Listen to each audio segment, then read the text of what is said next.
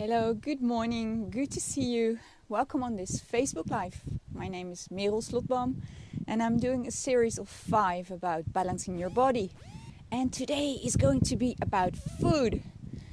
And there are so many wise things and so many foolish things about food. And I'm going to share some of my knowledge with you. I could probably talk for weeks about this subject, but I'm going to give you a little clue. This is too much wind, I guess, on my microphone. I'll just turn it around a little and I'll just stand in my car a bit. I'll do it like this. Okay, you might see me better. I'm in this lovely spot again at the seaside. I was looking for a good, stable Wi-Fi. Good morning. So I had to drive around a little, and that's why I'm a little late. And it's very windy, so I hope this is the best spot and you can hear me well. I'll put this on the other side so it's a little bit out of the wind. Okay, well, if you look at food, we all believe we need to eat. I'm going to say many strange things that you have not heard before in your life. And you might want to listen to this video a couple of times to get them all. It doesn't matter, it's okay. And you must find your own truth, because that's what it's all about. There is no one food good for everybody. So you must get back what you had as a child, and that was your sense of feeling, knowing which food was good for you, and knowing when you were hungry and knowing when you had enough. We have been programmed by our parents and by school and society that we should eat at least 3 meals, that we should start with breakfast to get our body started. This is not true for everybody. Many people who have a very natural body, who are still close to nature, they don't eat in the mornings. They don't feel hungry. Why? Because they have eaten the night before, and in the night when they were resting, their digestion went on and put all this lovely energy in their cells. So they're stuffed. They don't need to eat. They'll start eating at 10, 11, 12 o'clock and not before. But of course we have a whole, you must realize this a little, we have a whole economy that runs around on dairy, so that's milk products, all the things like krusli and cornflakes, all the cereals in the morning. This has become a tradition. All the young people now know nothing else. They don't know that you can start the day with last night's leftovers. If you go to Asia, they eat in the morning rice with some vegetables and maybe a bit of soup, or they don't eat bread. We have this bread culture here in Holland or in the Western Europe.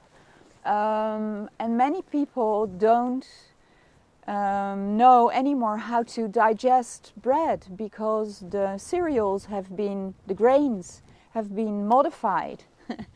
This tree is letting go of some leaves. Thank you. Take care of me. And some of us just don't know how to digest it. And you must know that when we are under stress, some systems in our bodies don't work as well as they should. One of them is digestion. When you're stressed, when you're in a battlefield, say you're in a war, you don't sit down in the middle of a war and eat. You don't. You flee or you fight or you freeze, but you don't eat. Your procreative system, so you're not in the middle of a battlefield making love. You run for your life. So all these systems block. That's why many people have problems now in these systems. So if you come from your job and you're all in your head and still thinking about what you must do still tonight or tomorrow first thing, and you're worried about your business or worried about if you still have a job next month and all kinds of worries, and maybe anger. Oh, I've got these pop-ups and I can't see what I'm doing.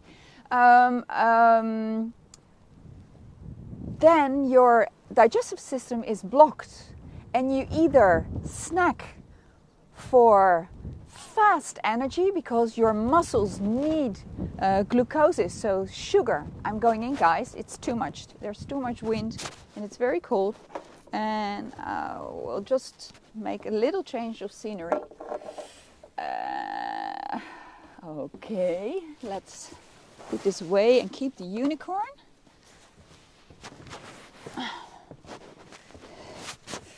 It's a bit too much.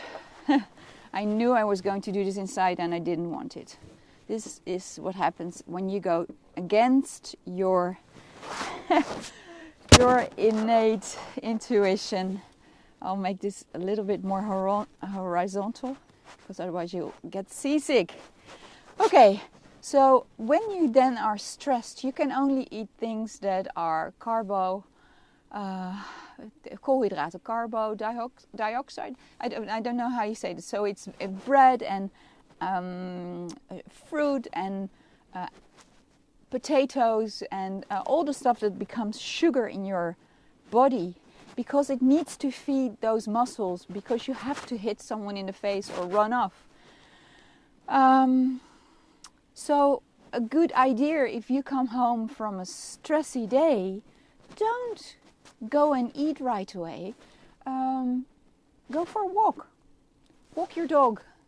Or maybe play some with your kids. You need to shift. A good idea when you're eating, don't talk about the day, about the negative things, about the heavy stuff. Because with every bite you take in the negative energy. And that's hard to digest. People who have stress, when we look at the 5 elements Chinese system, they have problems in stomach and spleen. And spleen is combined to the alvleesklier, the pancreas. And that's all digestive system. That's where stress builds up. When you're very much in love, you cannot eat. You don't want to eat, you don't have to eat, because you're fed by love. So most people that are in love lose a lot of kilos because they really don't. What's the use of eating? You're being fed by something light, by a cosmic thing. And it blocks their stomachs in a way. And I need to talk a little bit about that as well. Probably I'm saying very strange things to you now. Do you know there are people on this planet who don't eat the regular stuff that we do? They do feed themselves, but on prana or on chi, and that's life energy.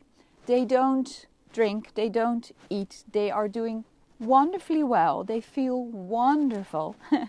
I'm slowing down my speech now because one of them, for example, is Jasmuheen, and you can follow her on YouTube. She has been doing this over 22 years now, and she's wonderful. She's a beautiful woman, and it gives her a lot of beautiful things in her life. And she started doing this because her mom used to feed her meat and she wouldn't eat it. She was 2 years old and she didn't want to eat meat. And then her mom would say, think about all the little children in Africa that don't have food. And that's when her idea popped up about food and having enough food for everybody and nourishment. And so it became a life thing for her, and she of course found a way where we can make our footprint on this earth a lot smaller, because we need a lot less and we don't need intensive agriculture. And it's a way, it's not for everybody, and once you want to do this you really need to prepare yourself. And there are many trainings to do that. One of my teachers, Roy Martina, he lives on light, and he feeds on rainbows, for example. Rainbows have all the colors in it. And he can tell you how, so you can look him up on the internet. You can find many things. I can live on rice waffles. I'll show you my secret spot in my car. I'm halfway through my collection now, but look here. See this? If I have 2 or 3 rolls a day, I'm fine. I feel wonderful. I have this amount of energy, and I'm not hungry, and I'm happy. I can take everything out of rice waffles that I need. It's my way, I think, little way of living on light. It gives me a lot of chi. And don't try this at home, folks. This is not what I want you to learn. What I want you to learn is that you must feel in your body what is good for you. And yesterday I had a customer who wanted to lose some weight, and she figured out very smartly that every time she felt not loved, she felt emotions or rejection, or that someone didn't approve of her, she would go and eat. And so this has become a whole system. When you know this, you can break through it. And I gave her a special, I don't call it diet, but it's a way of eating. And it's only for her, so I do this custom made. So if you want to know something about what you should eat or not, then I can help you with this. A good way to know is just by feeling if you're attracted to the food. This is how we used to do this, guys. So, for example, I have put some food here. I'll put it on the table now.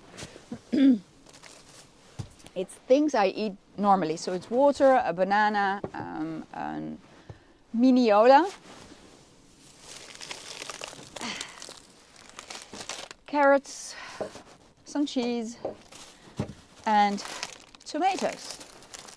If I look at this now, there's nothing that appeals to me. Maybe, for sure, the water, and maybe the carrot, but not really. I know I have eggs there, and I'll be making some lovely baked eggs later, and that's what feels good. I don't want to eat now, I'm still full, and so that's how my system works, because I have brought it back to the natural standard. But I remember that my mom said you have to try everything. I want you to try every taste in your mouth. You may or may not like it, and then you eat it or you don't, which was a very good thing. But I know many parents tell you to finish what you've got on your plate. And as a child, you have no choice, because it's your parents putting the things on your plate. If little children would have a spoon and they could get some of what they think they like, they would stay in touch with their deep sense of, this is good stuff for me. And if they were allowed to stop eating when they were full, okay, then they would still know when they were full and not overeat. And that's some of the things that have gone terribly wrong in our society. In kinesiology, we work with muscle tests. And you may think of your body as a big muscle. We're full of muscles. And when I'm going to do something that I really like, I walk energetically, and you can see on my face that all the muscles, I have 42 here, 42 there, they're working together, and they make me smile because I'm happy, because I'm going to do something I like. That's a strong muscle. That's something I like. It's feeding me. But when I'm going to do something I don't like, you can see off my face, it's and if I have to walk, you might hear my feet on the ground, and all muscles are weak. So it's a weak muscle. It's something that is not feeding me. So just bear this in mind. And when you walk through a supermarket, you can try this for a month. And when you've done it a month, then you know. Then you've got it in your system. Then it's automated. It's like learning a new language. but you can look at all the kinds of vegetables and find the ones that make you feel strong and make you smile, and you really think, I could make something of that. And then all combinations come to mind. Meanwhile, all the other things you walk by, they give you like a belly ache, or you think, oh no, really, I'm not going to eat that. So that's how you train your feeling. Another way is by looking at the vegetables that really radiate, like they're saying, hi, take me. Because there can be 10 types of carrots. Actually, there were 10 types of carrots when I bought these. And only these radiated. And it has maybe to do with the farmer or the land or the minerals in the land, which combine very nicely with what I need at this moment. So there's much more to food than just having a list and guessing it. What I always do, I walk through the supermarket and I test. So I either test this way, so it's these 4 fingers, clinched together, and when something is good for me, it feels strong. When it's not good, my fingers open. So the tomatoes I bought yesterday, and they were the only tomatoes of about 7 types that really appealed to me.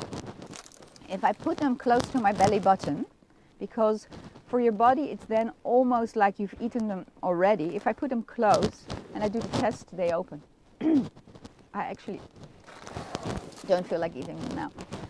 This is a banana that really tested well yesterday. It's ecologisch, so it's fair trade. And hi Marina. And if I put this close to my belly button, right now it doesn't work. The Miniola, I really tested it before I bought it, but it's not working for me now. The cheese, I love this cheese. It's young, medium Gouda cheese from Holland. Doesn't do as well. If I put the water to my belly button, oh yeah, my body says, yes, please, can I have some water? Can I have this? Can I have this? And can I have this? Okay, sorry.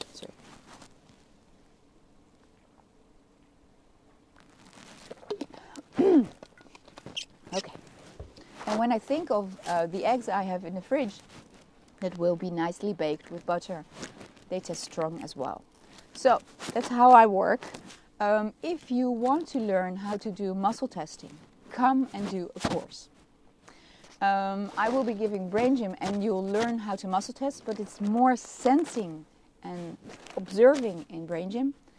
You really get to learn how to test well when you do Touch for Health. I made a small course of 2.5 hours. It's only online. And I'm selling it in selfanizer.nl. I'll put the link below. And I'm taking you through the steps because just pulling your muscles is not enough. People who have tried will say, it just doesn't work. Once I get one answer, then I get the other. That's because you're not balanced. You need have a basis in which you are balanced, and then you can do muscle testing. That's what I teach you in this small course.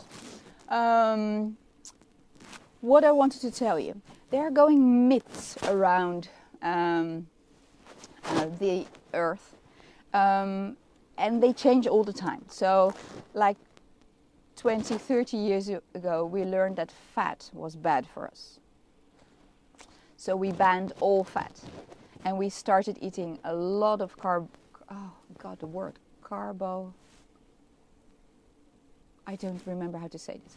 So it's the thing that's like bread and potatoes.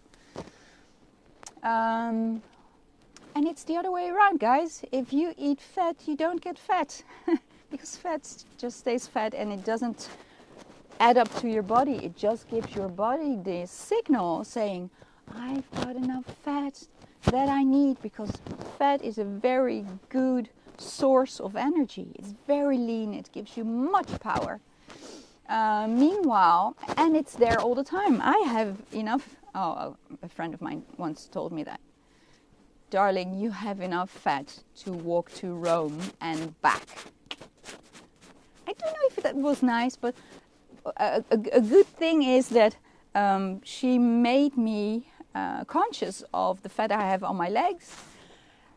And even if I eat a little, I'm still storing fat and not taking it away. So there was something wanky in my body. Of course, my body was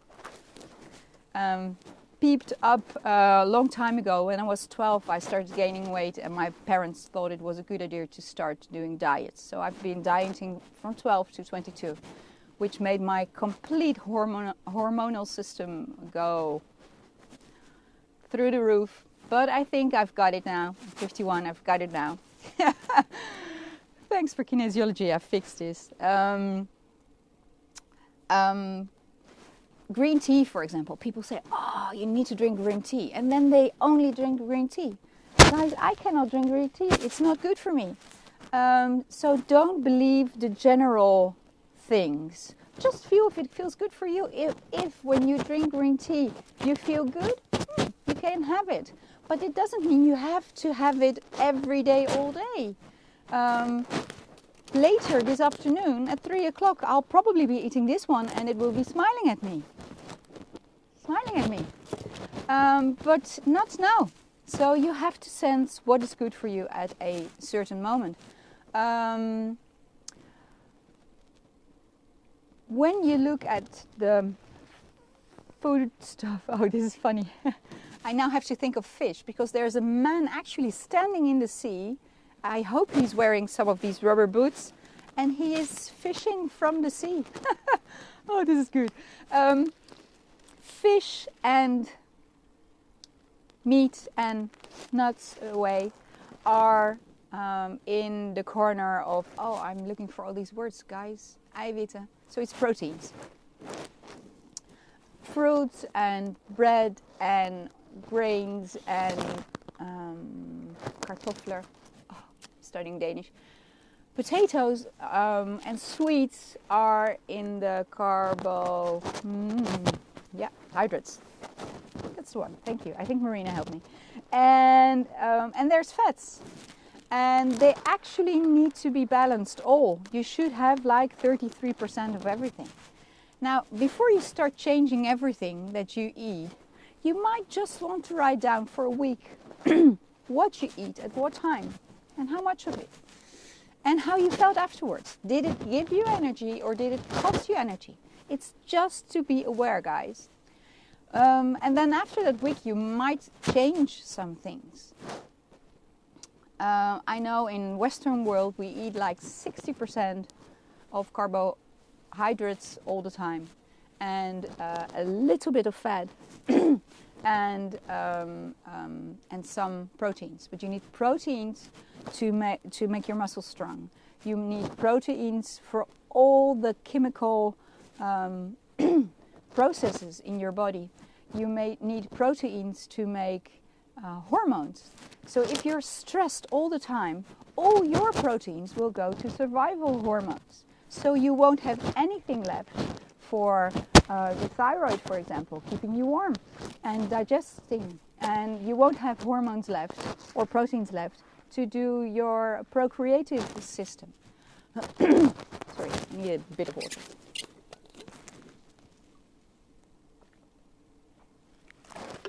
Okay, and then of course we have the small nutrients, micronutrients. So there's vitamins and minerals and fats again. Then again, speaking about this would be a course of 5 days, but you need to have some of all. So if you change what you eat regularly, then what you eat comes from different grounds that contain different minerals, for example. And if you change, say you eat yogurt or quark with, so that's fresh cheese, every morning with cereals, say Krusli, and you always take the same brand of both, you'll probably have many vitamins and minerals on a high level that are in those products and very low in others. So see if you can change your breakfast sometimes. Eating eggs, it gives you other stuff than cereal. Drinking soup gives you something else. Having bread with cheese gives you something else. Many people that get to know me, they say, oh, you must be a vegetarian. I'm not. There's nothing in me that wants to be a vegetarian. First, I can speak to animals, and I've asked animals, is it a problem for you that we eat you? And they don't have a problem there, the ones I asked. I have friends that have a very large farm with over 900 cows that have all those muscles. They're very, very strong. And there's peace there, and they're happy, and they go out a lot, and they have a good life until, of course, they're slaughtered. And I hope they're being slaughtered in a good way. I'm always thankful for the meat I eat.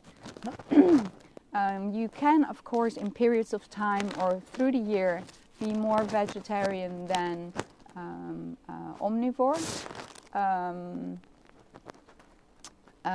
But you have to sense this.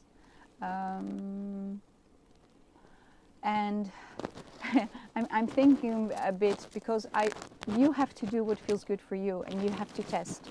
But I get many girls of 14 to 18 that are vegetarians because they love animals and they don't want them to be killed and they don't want to eat them. But they're completely off. They have fibromyalgia, so they have painful muscles all the time. They have inflammation all the time. Their hormones are completely off. They're too little. They're not growing well, or they have not been growing well. They don't have a they don't have their period. If you don't know the word, just go around it. So I usually advise them to eat some meat or some fish, and they don't like me for it. So then, no, it tastes good. Then they just eat more vegetables, and that's not helping them, but it's not giving them what they need. The good thing with meat and fish and fats is that you're full. You've eaten them, and then you really don't have to eat for like 2, 3, 4 hours, which is good. Okay. What I'm going to do with you now, you've learned how to test, basically. You know how to look at food that radiates. You now know that you can ask your body, if I should be eating now, should I be eating now? If you get a no, you don't eat. If you feel you should eat, then your brain is so smart, it's imaginative. Then you say, I want to think of the food that fits me best now. What I see now are chickens that are grilled. Let's see if I can get them here. I seem to need that. Now the eggs get less important. That's nice. It's always the question, what was first, the chicken or the egg? Sorry, I had to make it. And I'll do a small balance with you guys. You cannot do it yourself, I think. Well, you can. Hold your hand here. This is taking off stress, and we're taking off stress of nourishment and food and what should I eat, or have I had enough, or I don't want to eat, or things like that. And put a hand on the back side of your head. This has to do with recollections of things in the past, and of course you had many circumstances that had to do with food as well. If you had Christmas dinners that were supposed to be very nice because your mom was in the kitchen for 18 hours, but it was always fighting because your mad was drunk or angry or whatever. Food wasn't so nice then, and we all had to look smiley and funny and enjoy. So we're taking off the stress like this. You're holding this, and I'm going to do an extra correction for us all to take all stress of food and to open up to eating the food that suits us best, that nourishes our body and our souls. Okay, so you keep your hands here. Now I'm going through the modes, looking for a correction I can do for us all, so we'll have a natural relationship with food.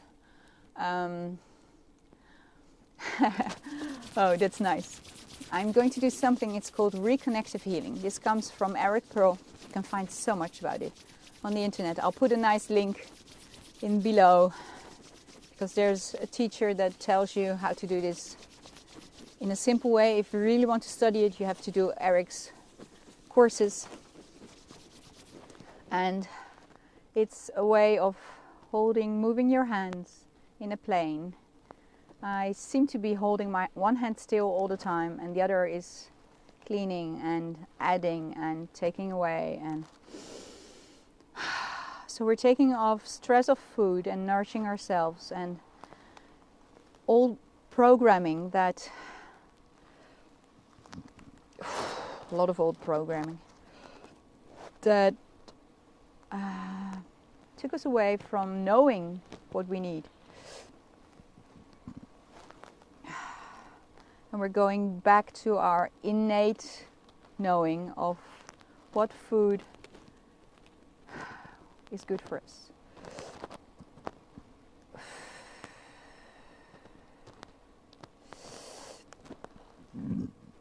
Sorry for the burping, guys, but it's the way I let go of energy. If you find yourself burping as well, or yawning, it's a good way.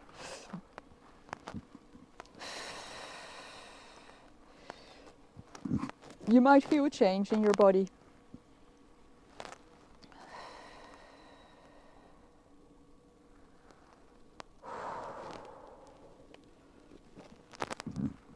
Okay.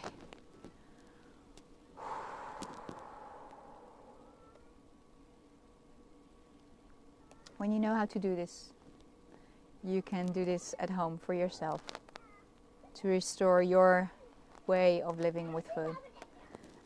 I have this beautiful dog passing by and little children. Hi, come on. People are so nice here.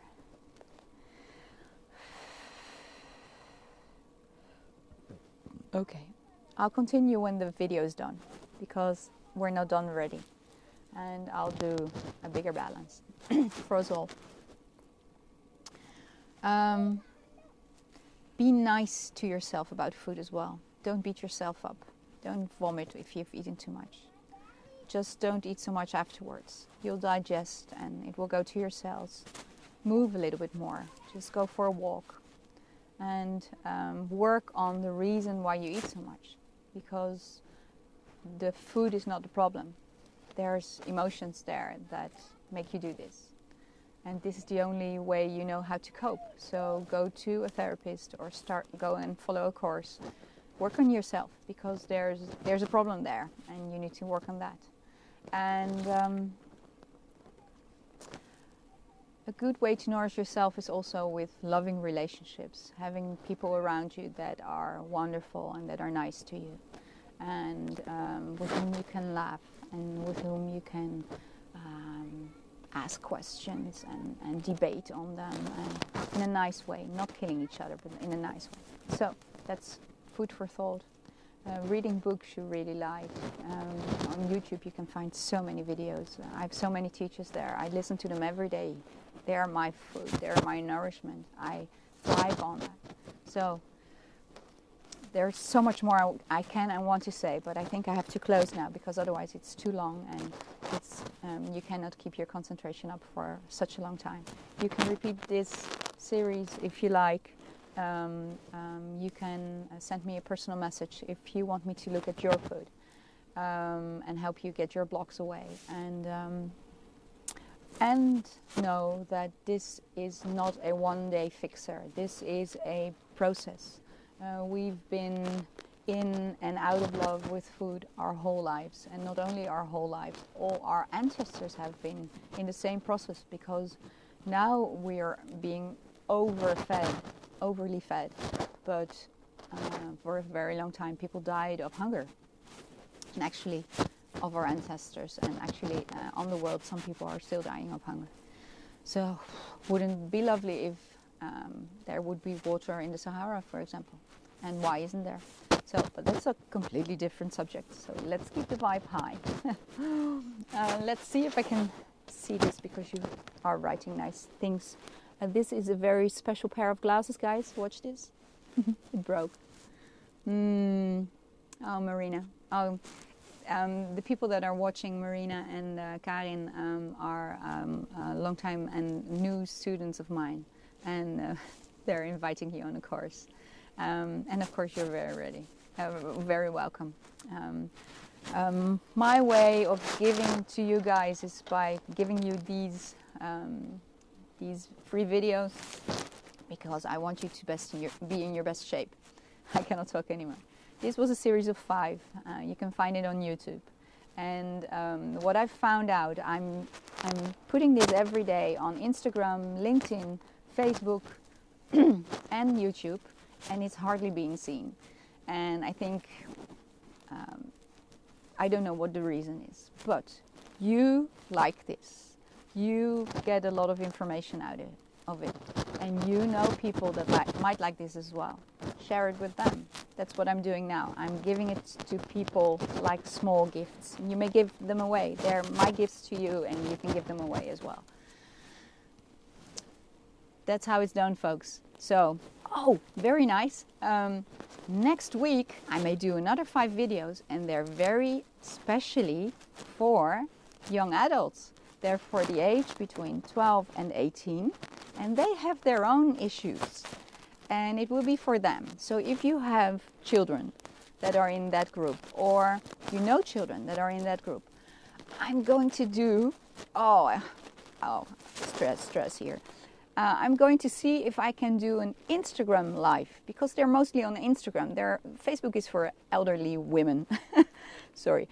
I'm saying sorry to me and sorry to you guys.